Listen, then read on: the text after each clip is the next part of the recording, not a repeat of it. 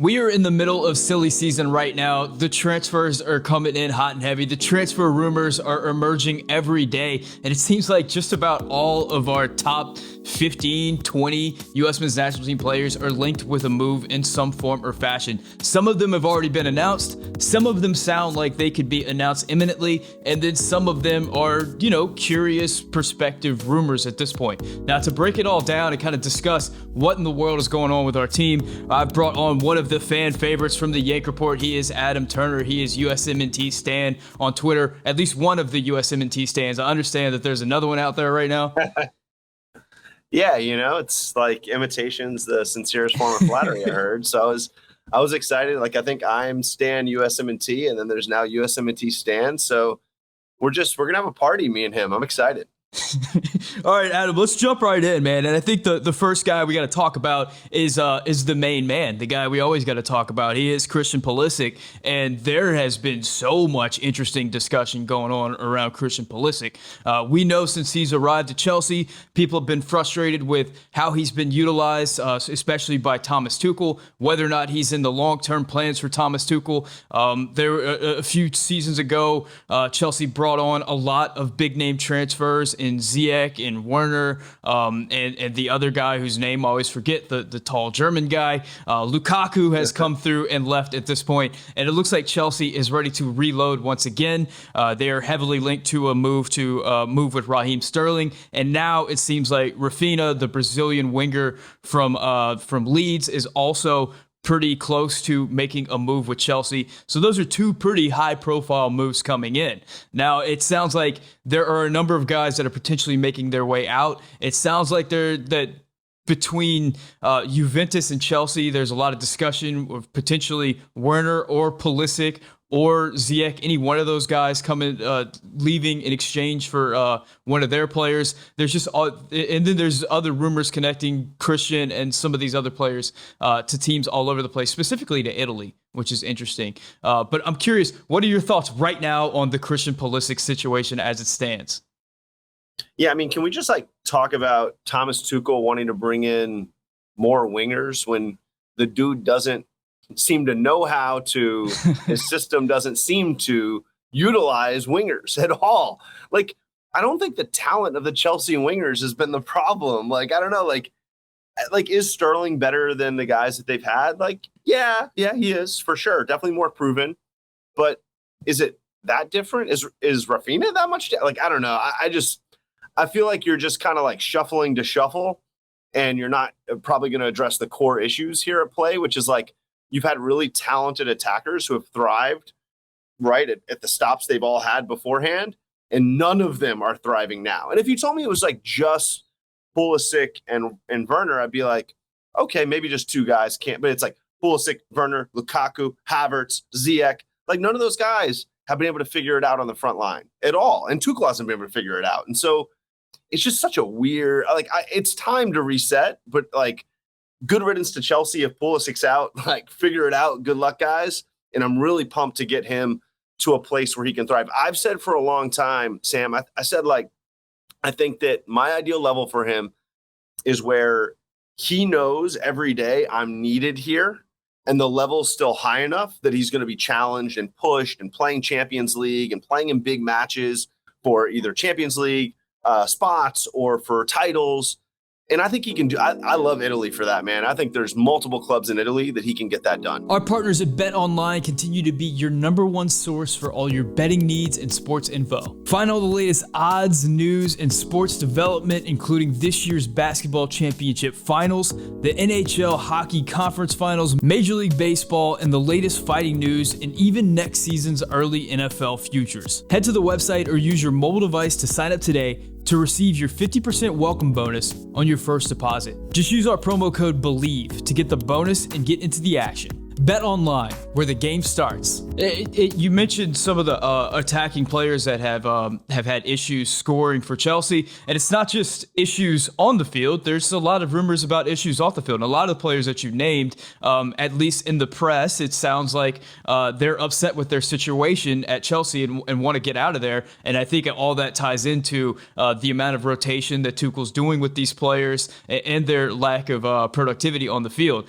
We know that Lukaku Lukaku was upset about the way he was being used in that offense because he came out in the press and said that, and now he's on his way out, heading back to Inter. We've heard rumors that Ziyech is upset about that. We got the Christian Pulisic's dad's tweet that leads us to believe that maybe Christian is not happy about the way he's being utilized with that club. So that makes sense. But with this rotating door situation going on at Chelsea, somebody's got to stay, right? Somebody out of Ziyech, Werner, Havertz, Pulisic, like somebody's sticking around. I feel like still that Pulisic's going to be the guy that's sticking around, that it's going to end up be maybe Rafinha, Sterling, Pulisic, Mount, Havertz staying at that club. It's interesting that Lukaku left, but I haven't heard many forwards coming back. So I can very much see Pulisic sticking around, even though a move to Italy would be really interesting. Yeah, the return on the investment is going to be the tricky part for them, right? That's a big investment, and I think like letting him go for where the market probably is for him right now, which you know is decent, but is it 60, 70, 80 million? Probably not, right? I don't think anybody's paying that, especially teams in Italy aren't paying that. And so the rumor I heard today that I liked it a lot was like, 2 Juventus, 4 De Ligt, and it's like Puli and cash for De Ligt. And that makes a lot of sense. I've heard Chelsea's interested in De Ligt. They're looking maybe for a bargaining chip. Which bargaining chip does Uwe want? And I read that, out of a lot of those options, Ziyech, Puli, Werner, Pulisic is the one that really, I think, got Juventus's interest up. So I'd be excited if he's there with McKennie. Like that would just be fun, right? I mean, he'll have to fight for a spot there. He's not going to be handed a spot there. You never are. But I like that level. I like Milan. I've liked the Milan clubs for him. I've pushed that. I don't know how possible that is. I don't even know if there's rumors, but I've really just been a fan of like, can he go to AC Milan and just ball? I feel like there's a little less pressure at that level too. Juve maybe not, but like AC Milan, I know it's a big club. I know within the city it's a lot of pressure, but there's definitely not as much worldwide pressure when it comes to like Serie A in general, and certainly the Milan clubs. I don't know. I want him to get comfortable, man. Like sports.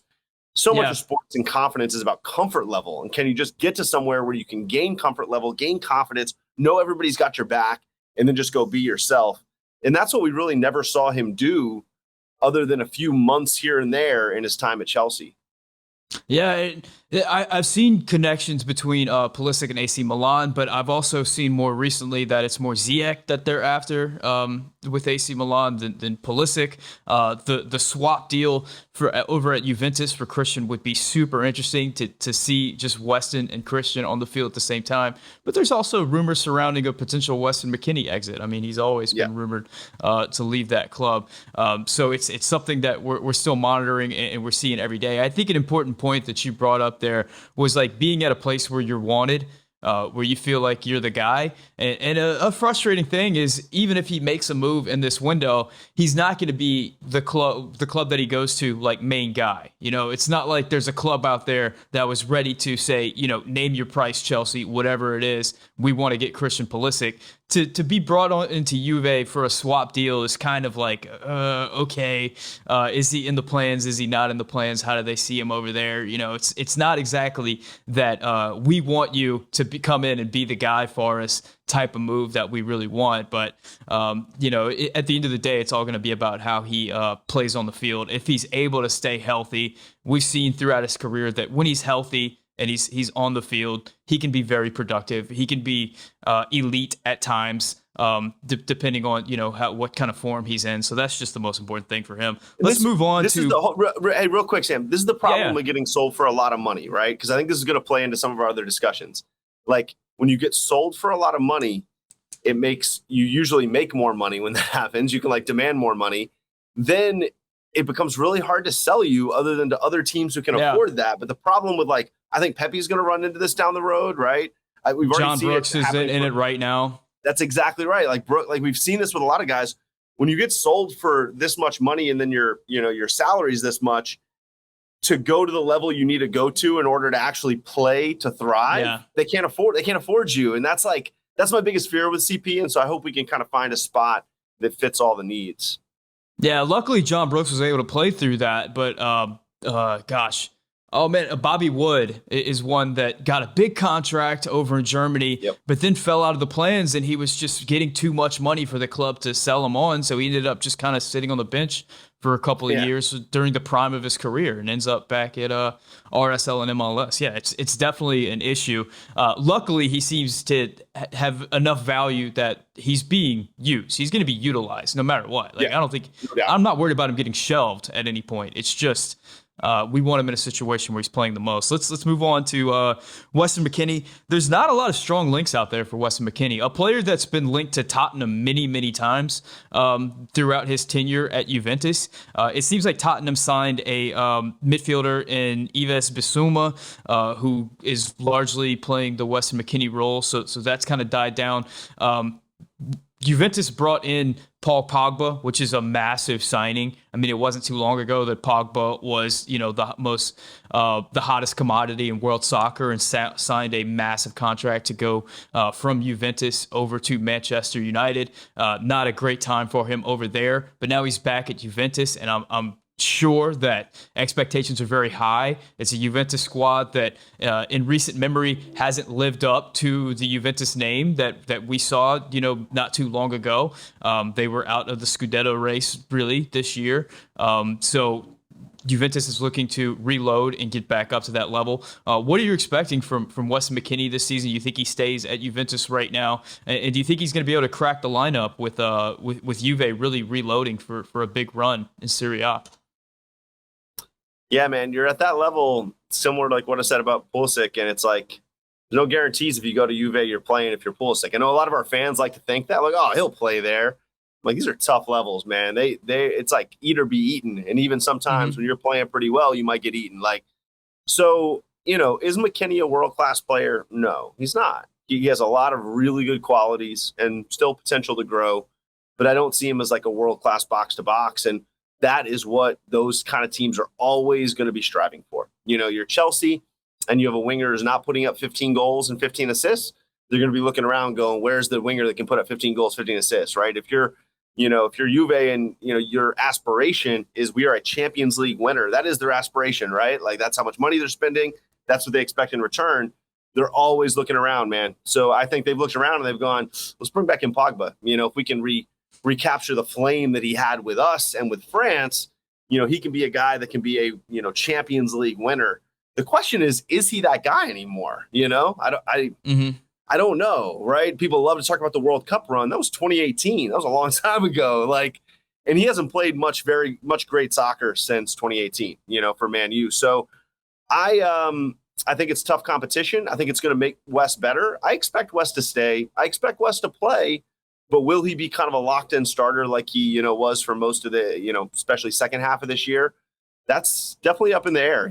There's a lot of good midfielders in that mix. So, and I'm okay, honestly, if Wes is getting good run, not bench, but getting okay run off the bench, starting some games, he's good. It's a good level for another at least year or two for him. It's an interesting discussion because I think it's one that USMNT fans have a lot. Like, how good is Weston McKennie? It's a discussion that we had whenever he was at Schalke. I mean, nobody expected him to go to Juventus and do what he's done so far. And there's things that you can criticize about Weston's game. Certainly, his technical play at times, his touch at times, his passing, his combination play at times.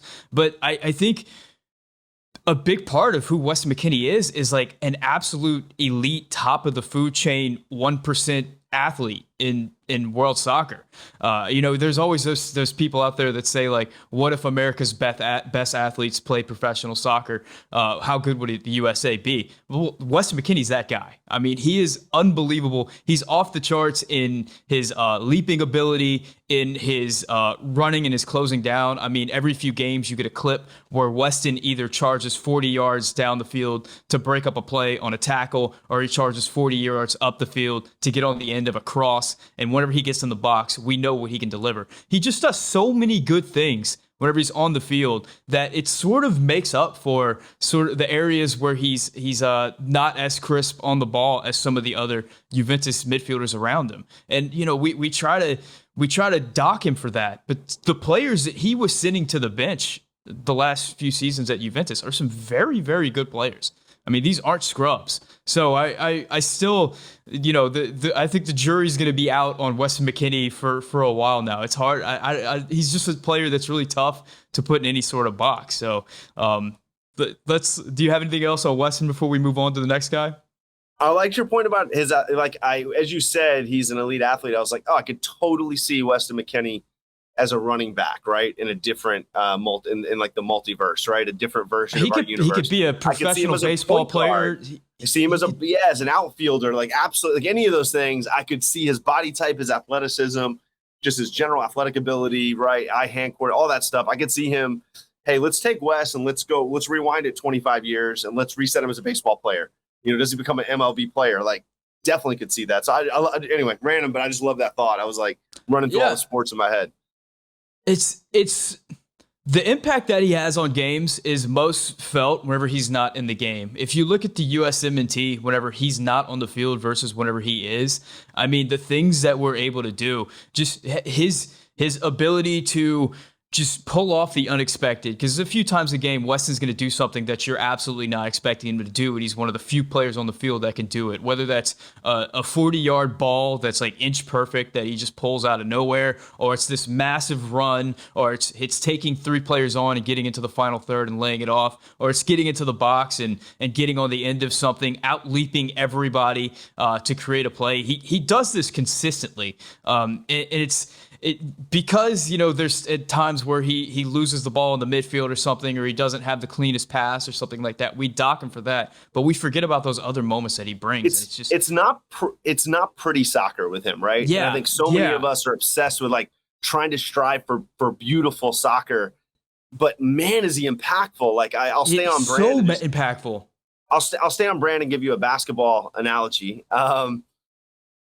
PJ Tucker, right? And I'm not saying they're analogous, right? But like PJ Tucker, not a pretty basketball player at all, but like the dude will knock down a corner 3. He'll guard your toughest player.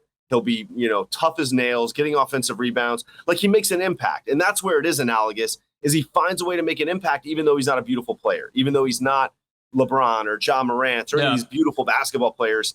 And that's Wes. He just he gets stuff done, man. Like, and constantly is in the mix. Like, the ball's around and Wes is there, in the box, out of the box, defensive third. So, God, I love him, man. But let's stop talking about him. I always say he's rarely the best at anything on the team, but he's like top 3 in everything on the team. And that type of player is just so impactful. Let's move on to Sergino Dest. Sergino Dest has been a Willy Wonky at Barcelona basically since he arrived. I mean, every week you read an article that says Xavi hates Dest, Xavi loves Dest.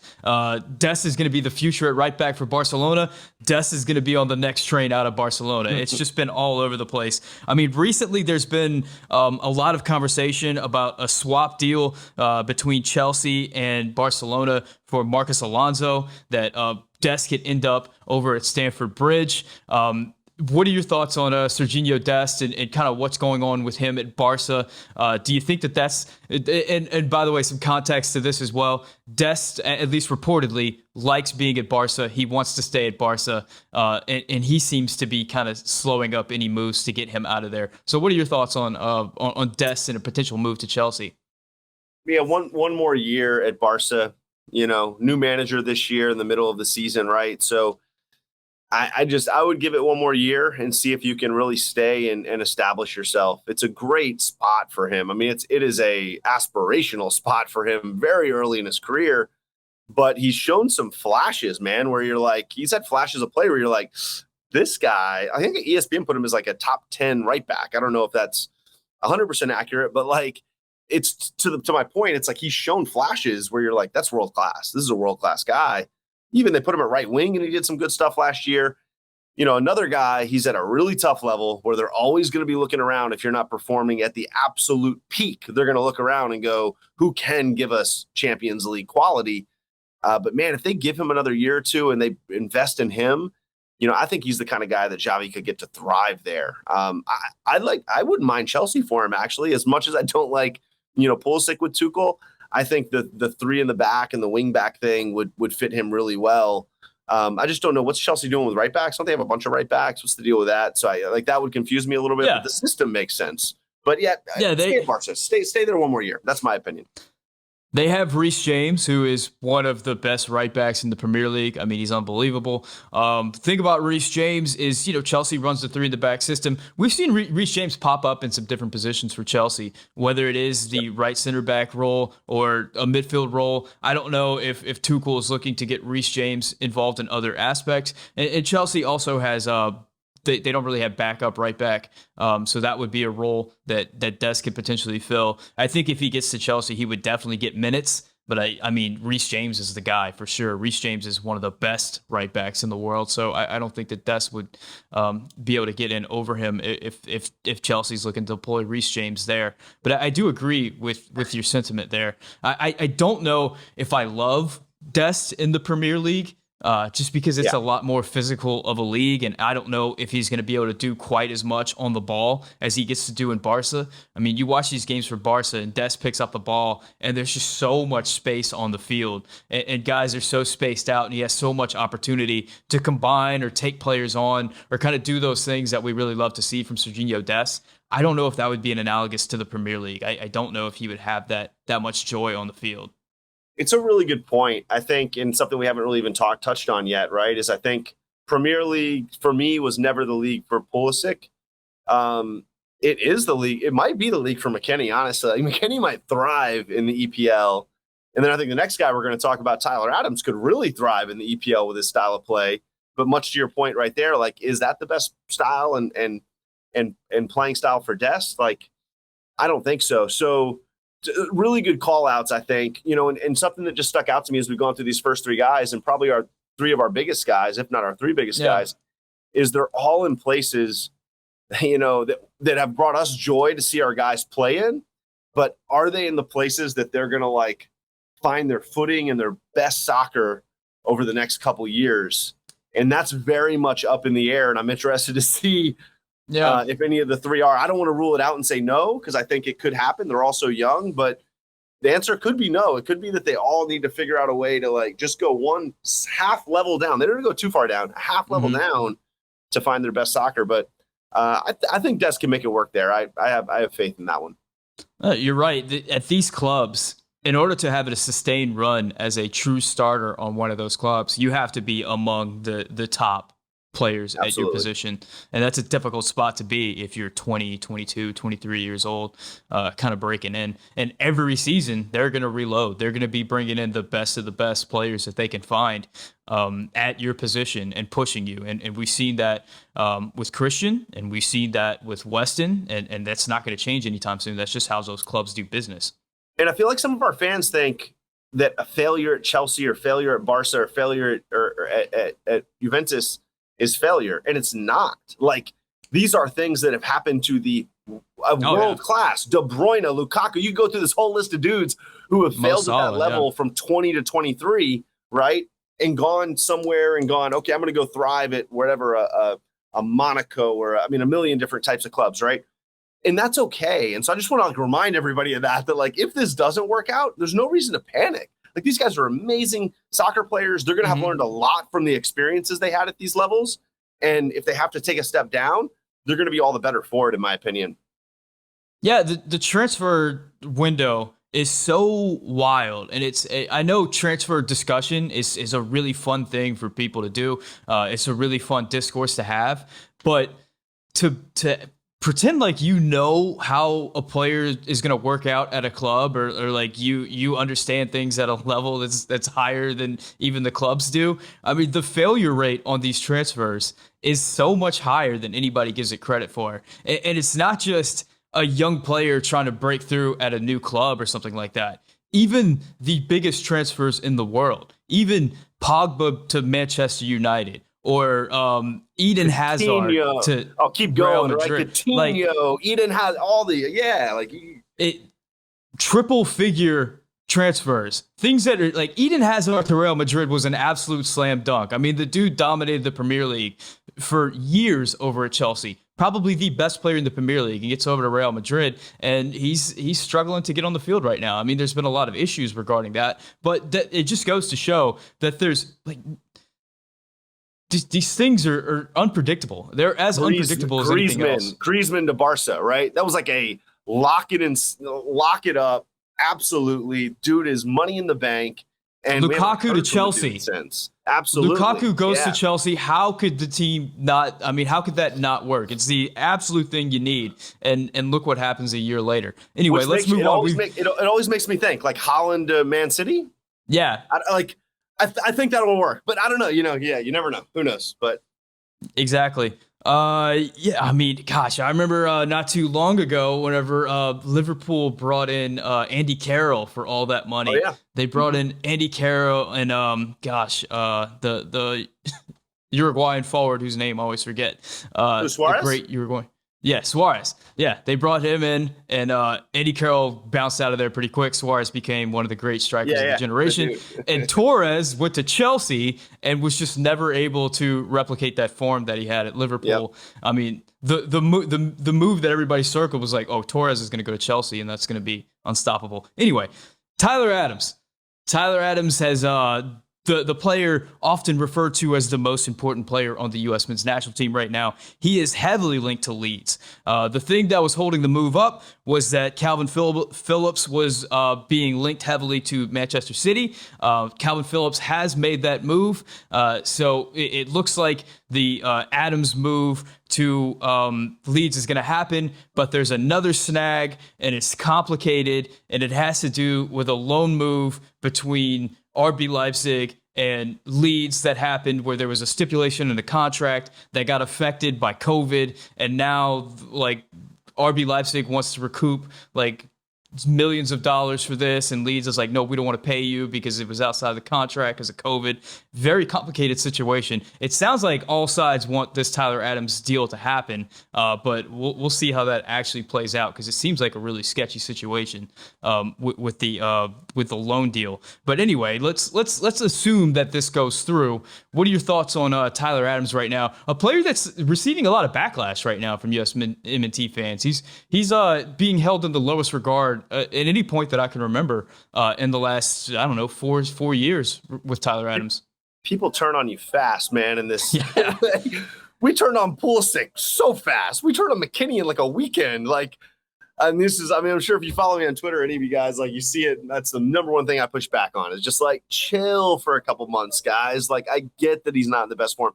Anyway, hey, I'm just going to keep building on our conversation here and put Adams into it. We were just talking about all these moves that didn't work out, right? The Coutinho, move to Barca, the Griezmann move to Barca, you go through a million of them, right? These $100 million moves that haven't worked out. Adam's not a $100 million move, but my point is this: fit is everything. The reason those moves typically don't work is it's just not good fit. The guy doesn't fit well in the system with the philosophy of the club, with the players around them. And when I've been a big Leeds fan for the last couple of years, just honestly from watching the show, right? The show that's out about has been out about them was just riveting. And they're like, come up from the championship. It's a really cool show. So got to know a lot of their players through that, and then just like kind of became an unofficial Leeds fan and have watched probably more of their games out of EPL teams than anyone. They've been fun to watch too. Always fun soccer to watch. I think the fit is unbelievable for Adams there. I just think like the way that they were playing under Bielsa, and then the way that I think Marsh was able to adapt that to kind of like fit what he does. It's all Tyler Adams, man. It's like high effort, high energy. It rewards what he's great at, and it very much hides what he's not great at. And unless you're going to be a world-class player, you're going to have weaknesses, right? Mm-hmm. And even world-class players have weaknesses. And that's why fit matters so much. Because if you're Griezmann and you're going to Barca, are they going to use you in a way that they're going to hide your weaknesses and accentuate your strengths, right? And this is what we see with like, why is Pefok not thrive on the USMNT? No.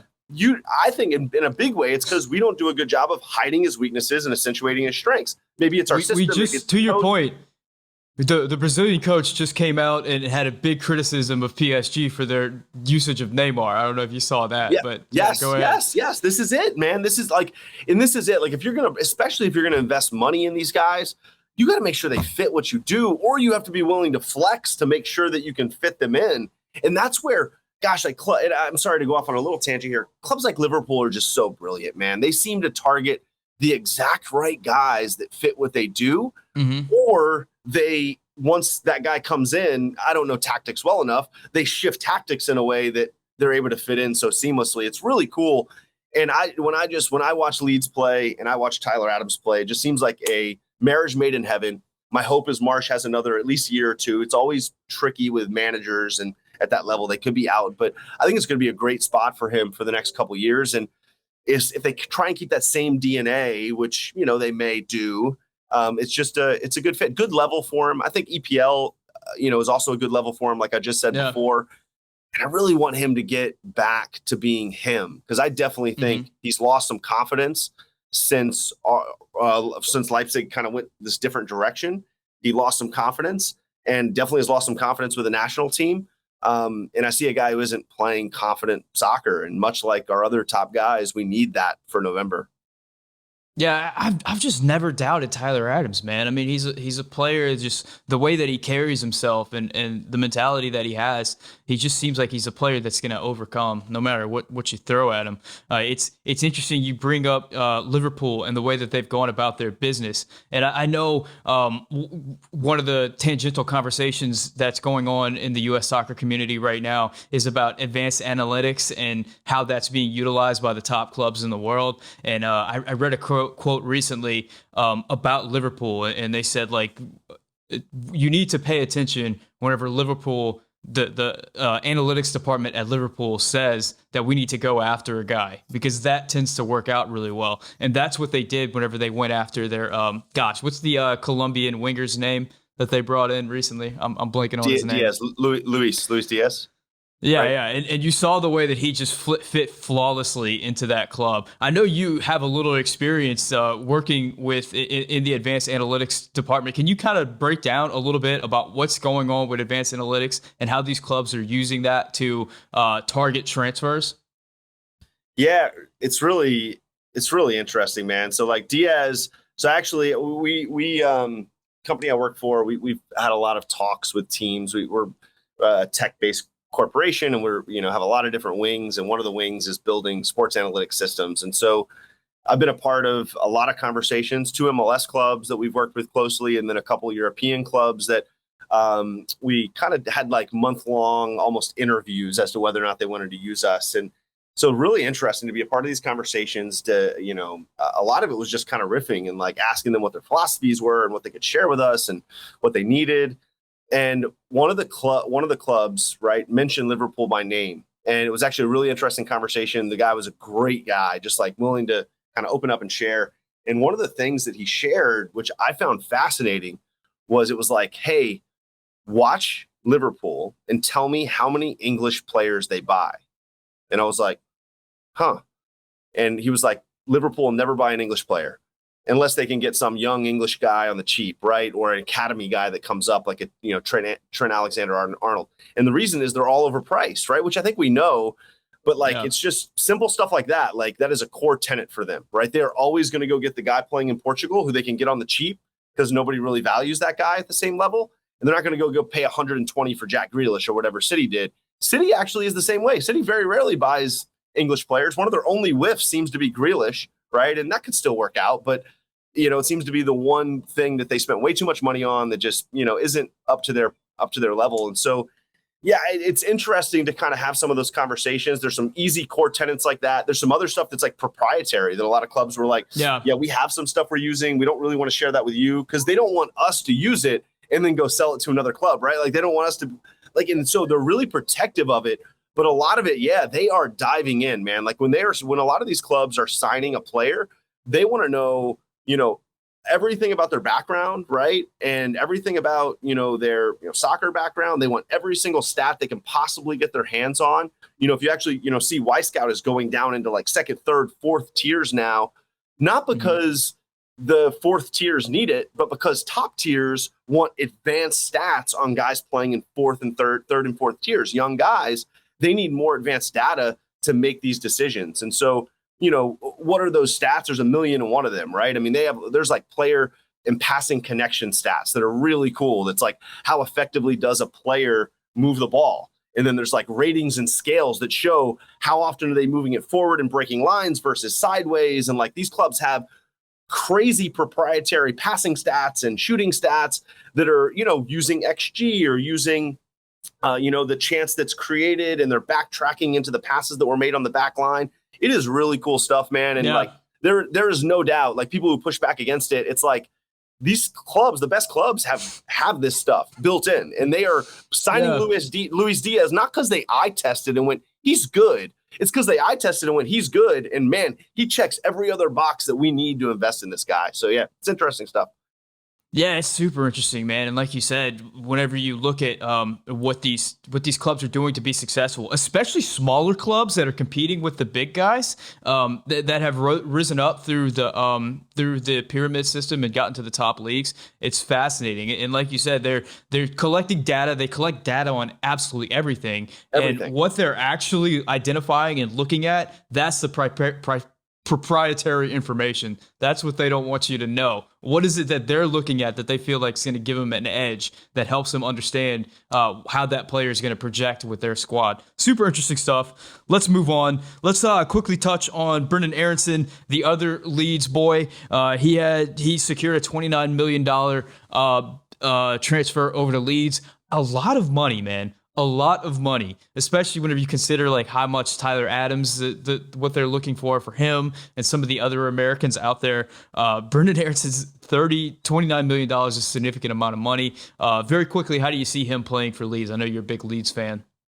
Yeah, love the fit. I think what Leeds suffered from last season was they just weren't able to quite score as much as they did in their first year up, and there were a lot of reasons for that. But I think that they were lacking some creativity in those midfield and kind of winger positions. And I think he brings that right away, and you talked about Rafinha moving on. And I think like, if that happens, he's a natural, fit to kind of fill in some of that playmaking, the playmaking usage that Rafinha had. And so love the fit. This is a good one. Price tag is all, like we've already talked about in this exact episode. Price tag is always an issue, and not for right now. It's fine. But like future moves, that's just what worries about me about price tags, where I'm like, whoa, that much? Because it's like, 3 years from now, if he needs a move, it becomes more difficult. But I think this is a good spot for him for the next 2-3 years. Perfect. I think level up and development up. To your league conversation, is it the best league for him? Maybe, maybe not. But I think the way that they play fits him well enough that I think that can counterbalance it.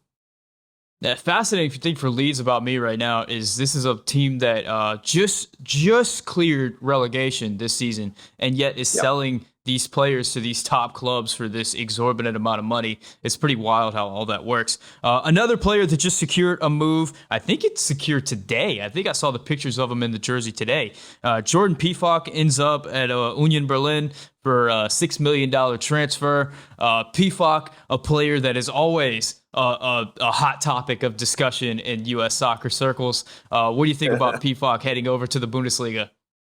One of the divisive ones, man. I feel like there's a lot of divisive ones, though. Like, guys like Aaronson I feel like everybody we've talked about so far, other than Adams, it's been like not divisive. But even Adams, man, who I think shouldn't be divisive, people are like, no, don't start Adams. Let's go double pivot. And I'm like, come on. But anyway, so Pefok, like, listen, if you told me 5 years ago we were going to have a guy lead the Swiss league in scoring, I would have been so jacked up and been like, nice, guess we got a striker, right? And like the fact that he's not the striker, very clearly, whether or not he even goes to the World Cup is up in the air, is very interesting to me. Interesting dude, man. I has a very unique way of scoring.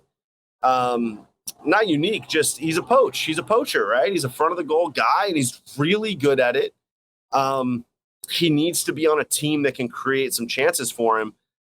I think that Union Berlin's bringing him in because Union Berlin, I think they got promoted a few years back. And since that promotion, they just haven't been able to score. They've actually moved up the table. I think they were fifth this year, fifth or sixth. but they just scored 50 goals. They couldn't score. They scored 50 goals. So I think they're looking at it going, this guy's going to bring some goals. What I'm worried about is their style of play obviously doesn't, and I've watched them play a few times. I don't know them that well, but you can look at the stats and know that their style of play doesn't generate that many chances and that many goals. So that's what I'm kind of worried about and interested to see is like, is he able to generate goals when his team isn't just like, chalking up the chances, which obviously young boys were doing in Switzerland. That's just what they do. How good is he going to be when he isn't getting, however many chances per game, right? And easy chances to kind of, gain his confidence. Yeah, but man, it's a cool move. Like I can't wait to see, can he score 10 to 15 goals? And if he can, and especially if it's early in the season, he's scored in the Bundesliga. We got to figure that out, man. Like I know we have a way of playing, but like we got to figure out how we can, to the fit point, how we can fit him in. No, if he starts the season scoring goals, then that is a fly in the ointment, to say the least, in the U.S. men's national team circle, like a good fly in the ointment, because that would shake things up. But yeah, I agree with your assessment. I mean, watching Pefok play, he's not gonna offer you a lot in the build up and combination. He's not gonna be dynamic and pressing. He's not really dynamic in his movement either. He's not that type of player.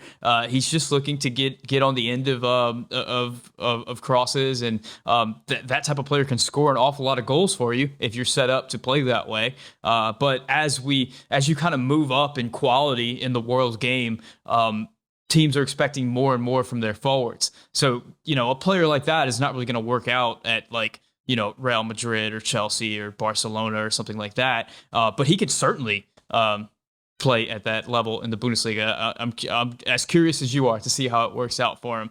Let's move on to a couple of other guys, because we're getting low on time here. It looks like Zach Steffen is going to get that loan over to Middlesbrough. So one of the huge question marks for the national team is going to be which of our keepers is actually going to be playing professional soccer as we head to the World Cup. So it sounds like Steffen is going to be getting regular minutes, albeit at a step down.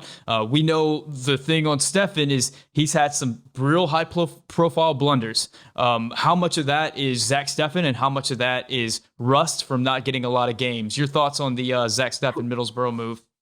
Prove it, right? Like, this is it, man. Like, this is what we needed. Like, now go prove it. Prove that the mistakes were rust.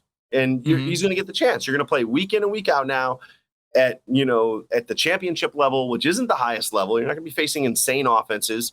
So go prove that you can be solid, because that's what we need. We just need somebody to prove they can be solid and trustworthy, right? And if he proves that actually this is not the exception, this is the rule, I do make mistakes, to me that's also good for us. It's not good for us, but like at least we know, and we don't go into a World Cup with a guy that we're unsure about, and we're like, hopefully he doesn't make those mistakes. And we can go with somebody like Turner, who maybe we're a little bit more, set on as not making these kind of, goalkeeping blunders. Yeah, that's about all that needs to be said on that particular situation. Another big question mark is going to be at the center backs for the U.S. men's national team. And right now, we are putting an awful lot of faith in the whereabouts of Chris Richards. It sounds like Bayern Munich are going to be allowing him to move on this offseason. There's been a number of suitors that have emerged for him. Crystal Palace and Southampton are among the favorites in the Premier League. There's also mention of some Spanish teams. He's going to be commanding somewhere like $12 to $15 million for this move, which is a decent chunk of change. It's not like it's not the amount of money that you would pay for like a wait and see kind of prospect. It's not the amount of money you would pay for like a proven veteran either. But it's you're expecting something from him whenever you get to your club. What are you kind of hoping for the Chris Richards move? Do you think a move for the Premier League would be good for him? The Spanish Premier Division. What are your thoughts? Yeah, I like those kind of clubs that you just mentioned, right? A Southampton and a Crystal Palace. I'm going to be super selfish as a USMNT fan. Like, I want Chris Richards prepared for the World Cup. What are we going to be in the World Cup, especially if we're making a knockout stage run? We're going to be absorbing. Like, as much as I like to think we can bring it to people, I think we can bring it to people. It's just not going to be like in possession all game. So I love the idea of him just being battle tested in the Premier League, just having teams come at them, him being able to defend some of the best and most physical attackers in the world day in and day out, and not necessarily being in a style where he's going to be possessing and passing.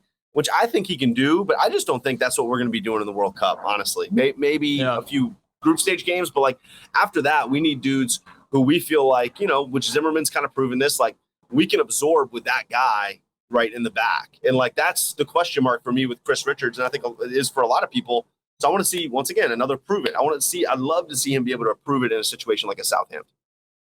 Yeah, I was really hoping this summer that between EPB and CCV and Long, like somebody would step up and at least relieve some of that pressure in that spot. That, if the Chris Richards move doesn't end up perfect and he's not getting playing time, that we're not in the worst situation in the world. I don't know that we got that over the summer. I don't know that any of those guys were particularly convincing in that second center back spot. So at this point, I am really hoping that Chris Richards could find a spot where he can play and show that he can play well and play at a high level. That is something that we really need. So I'm nervous about this spot. I would love to see him at Southampton or Crystal Palace, particularly because both those teams appear to really want him. And I think that's important. I think that's an overlooked thing in the transfer market. Like, how badly do these coaches want this player? Do they see them in their plans?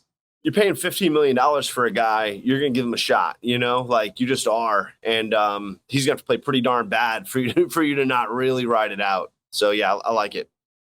One player that has gotten a lot of headlines for kind of off the field, different reasons this summer has been Haji Wright. Haji Wright is probably going to leave his club. He's heavily linked to Hull City of the English Championship. He's also linked with Spezia of Serie A, and he's linked to a Turkish club. Let's give this a shot.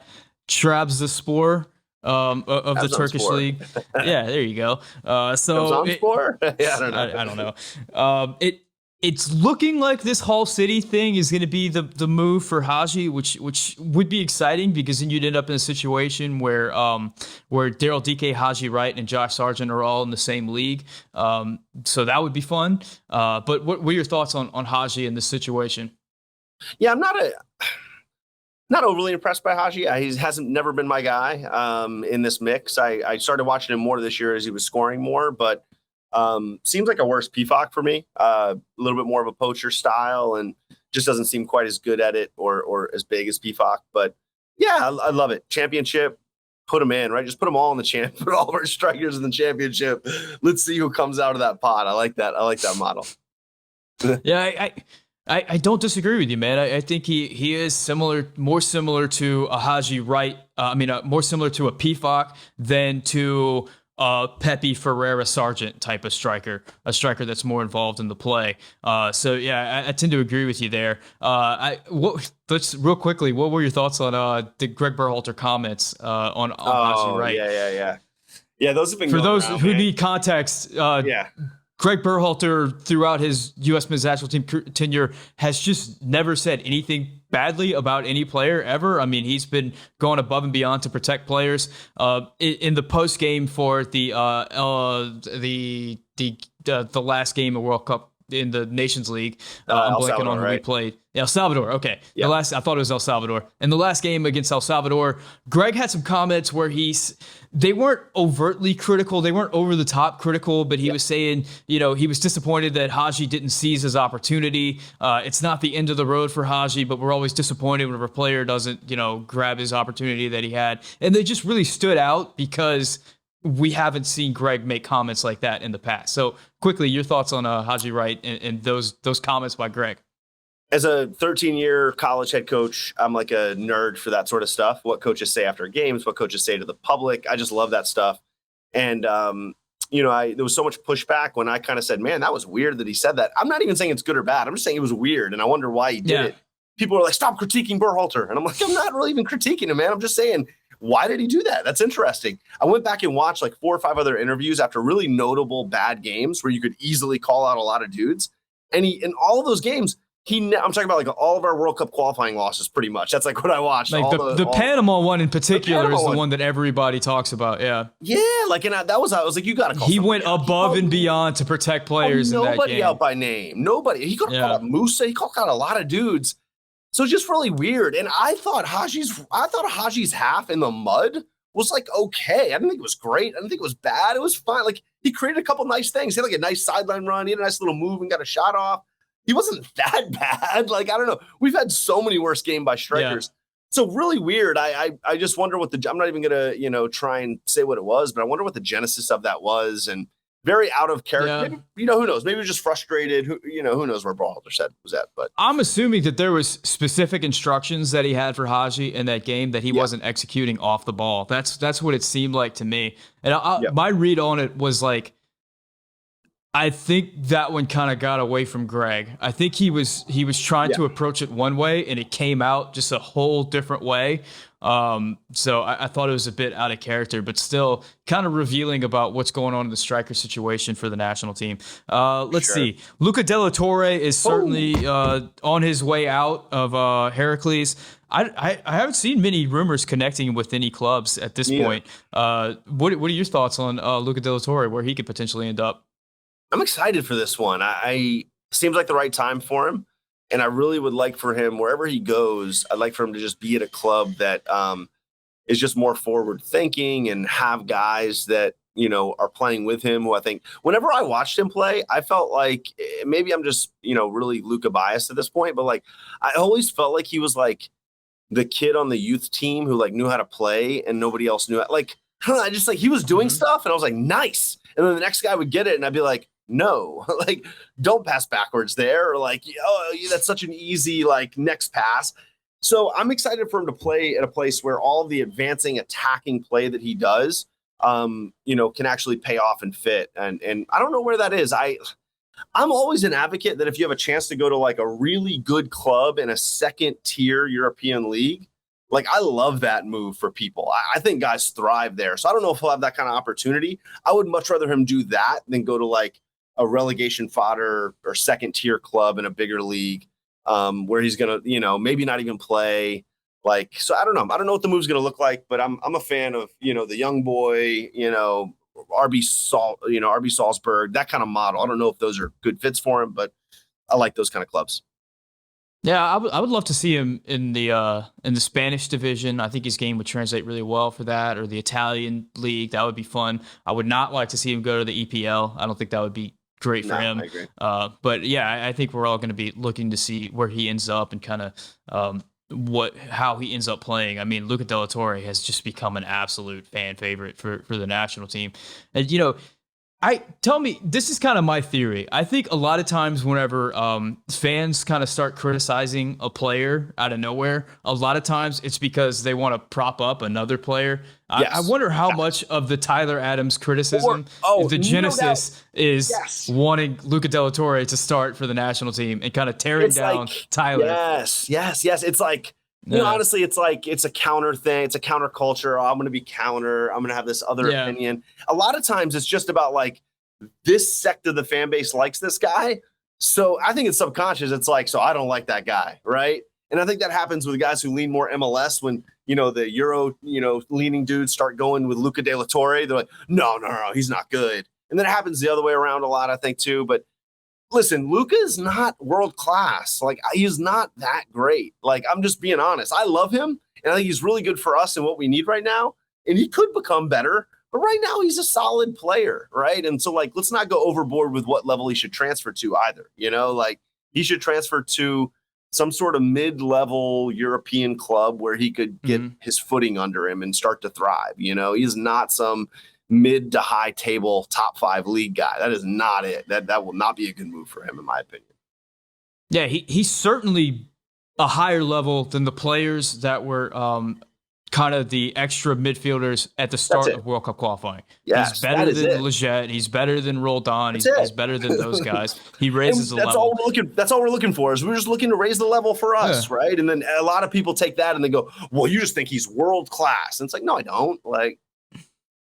Yeah, it has to be the player's either the best or they're the worst. That's kind of how we live, but I don't think that's true. Particularly for the next player I want to discuss, Gianluca Busio. Gianluca Busio was with Venezia. His club got relegated. He has a part of his contract that say that if he gets relegated, he can seek an opportunity to leave. He's been linked to a couple of teams in the Serie A. He's also been linked to Ajax. What's your thoughts on Gianluca Busio? Yeah, man, I had some strong thoughts on this the other night and got into some strong debates, healthy debates, but strong debates with a bunch of people. So I think the Ajax thing. So I think what happens in a lot of these, I have a good friend who's an agent, sports agent, but basketball, not soccer. And actually one of former high school teammates is a soccer agent. I don't talk to him a lot, but I have talked to him a little bit about stuff like this. But my really good buddy who's a basketball agent, says this thing that, like, when you hear these rumors, right? And I have a good friend who reports on NBA basketball who I've known for years and years, Adrian Wojnarowski, who's now become big time with ESPN. But like, Woj would always say the same exact thing. He would say, like, and Woj very clearly does not do rumor mill stuff now because it's just not reporting. It's so hard. Everybody's pushing narratives on you, right? Like agents, teams, right? Yeah. Like teams are pushing rumors, agents are pushing rumors, managers are pushing rumors. Like it's coming from everywhere. So when I see a list of clubs that was like put out with Busio, I'm like, what makes sense here? What doesn't make sense is Ajax to me. It just doesn't, right? What makes sense with Ajax is I would generate some Ajax interest so that these other clubs that are actually the right level for him are like, wow, cool. Little Ajax interest. He must be even better than we thought, right? Or wow, like there is a demand for this guy, so I better go get him, right? I'm going to increase the urgency for teams to get him. This is a very clear and obvious sports thing, right? It's not hidden. This is known. So when I see Ajax, it's like, does he fit Ajax? To me, he doesn't. Like, could Ajax be a cool experience for 2 years? And could he develop at Ajax, given how good Ajax is at developing players? Yeah, I just don't think it's optimal. I think the high percentage chance if he goes to Ajax is he would get lost in the mix at Ajax.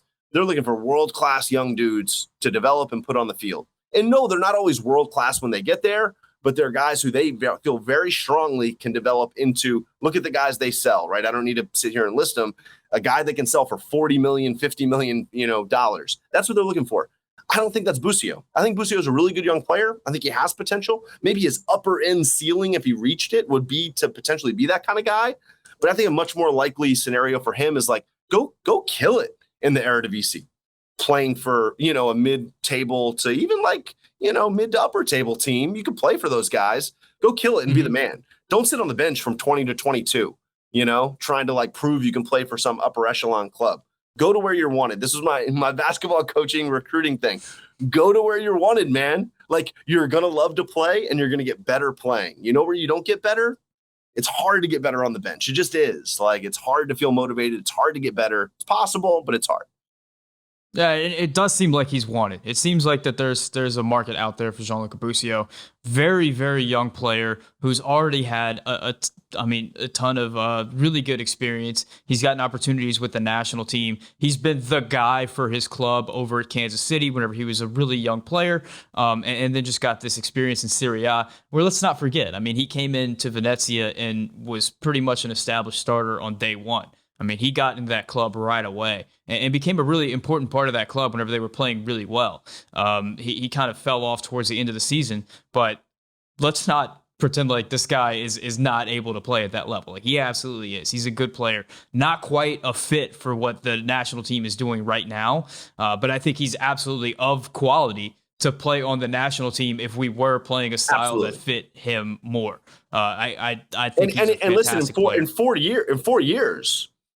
Could really get there. And I kind of got some crap the other night when I was saying this as somebody who like doesn't like Busio. I love Busio.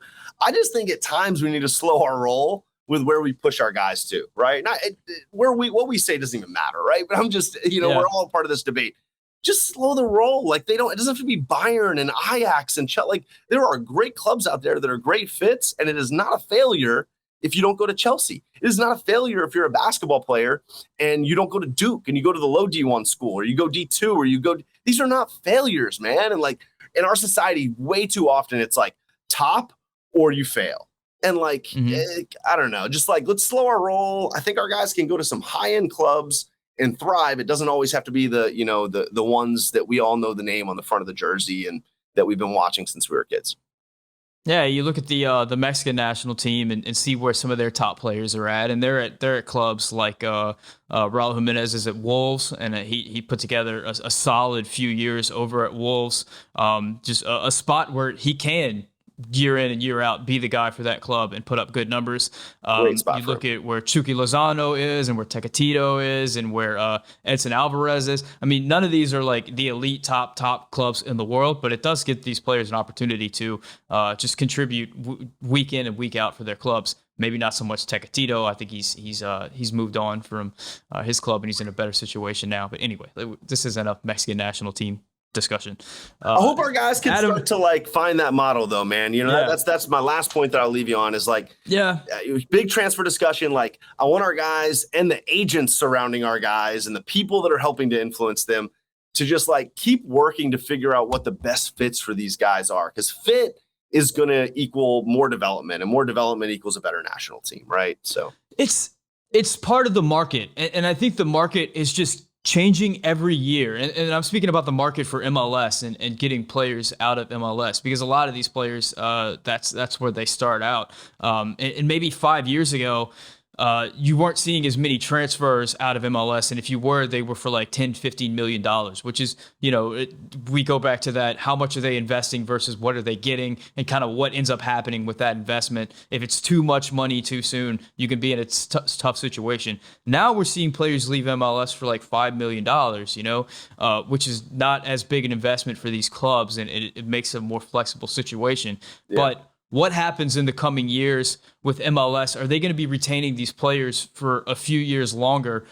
Is MLS going to grow to the point where these players don't necessarily need to leave at 16, 17 years old? Maybe the top guys do. Maybe the ones that are just like the premium blue chip prospects do. But maybe the next tier of guys can stick around for a little bit longer and kind of develop. And we don't see as many situations where guys are going to Europe and kind of sitting on the benches during their formative years or getting bounced around like a Brian Reynolds type thing. That's not what you want to see. You want to see these guys continue to develop year in and year out. But anyway, that's my list. There's a few other guys out there. I mean, there's John Brooks, who we don't know where he's going to end up. Gabby Slonina is in this really interesting situation where the Chicago Fire is playing hardball right now with Chelsea and Real Madrid, which I feel like should be a sitcom. Like, that just sounds like the funniest thing in the world.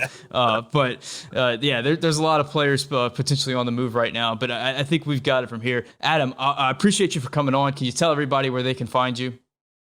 Yeah, Stan USMNT on Twitter. That's the spot right now, man. I'm excited for tomorrow night. Big night. Let's go qualify for an Olympics, and let's go watch some great soccer over the next couple of years. Exciting time to be a fan. Hey, exciting 2 months of transfers coming up too. I'm excited for it.